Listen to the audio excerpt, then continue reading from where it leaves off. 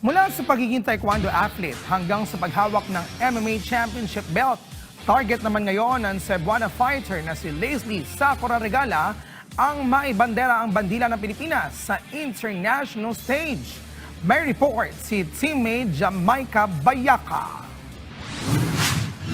Sa edad na 26 na taong gulang, tuloy-tuloy ang pag-akyat ni Leslie Sakura Regala sa mundo ng mixed martial arts. Nagsimula siyang mag-ensayo ng taekwondo sa edad na 16 noong high school bago dinagdagan ng Brazilian Jiu-Jitsu at tuluyang pumasok sa MMA pagtungtong ng senior high school. May 5 panalo at 2 talo si Regala sa kanyang professional record. Nasungkit din niya ang Blaze FC Female Atomweight Championship matapos talunin si Mariel Castellano sa UGB MMA. Sa kabila ng mga pagsubok tulad ng madalas na paghagupit ng bagyo sa kanilang lugar na nakakaapekto sa kanilang pag-iensayo, nananatili siyang matatag at kumpiyansa na mapapanatili ang kanyang mga titulo.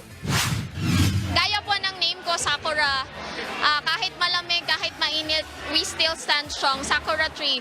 At saka Sakura na rin po na character sa Naruto. Yeah, she's very fierce, very strong girl. Kaya dapat po, if you want to be more confident in your skin, I think you should try martial arts po kasi malalabas po talaga niya yung confidence niyo po as a person. Para sa Tubong Cebu, higit pa sa kompetisyon ng martial arts dahil naniniwala siya na mahalagang maipakilala ito sa mga bata pa lamang. Dahil aniyay nakakatulong ito sa pagbuo ng disiplina at tiwala sa sarili, lalo na sa mga kababaihan. Martial arts is life, life is martial arts po kasi parallel lang sila lang dalawa. Kung ano yung mafe-feel mo sa martial arts, yun din yung parang parallel na mafe-feel mo sa life. There's pain, there's sacrifices, there's hardship, and also there's win. Kaya po ganun. Important po talaga yung grassroots. Ngayon nakatutok si Leslie sa mas malaking pangarap na maipagmalaki ang Pilipinas sa mas malaking entablado ngayong taon.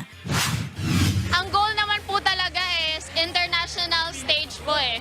One FC, UFC, yan po talaga yung goal namin. Una, simula't sa dulo po, yun po talaga yung goal namin. International scenes, kaya hopefully this year po makamit po namin yun. Patuloy pa rin po sa pag-ensayo, patuloy pa rin po sa pag-learn kasi never a master, always a student eh. Alam ko po marami akong mga lapses sa fight ko ngayon, kaya magsisimula po ako doon. Jamaica Bayaca para sa atletang Pilipino, para sa bayan.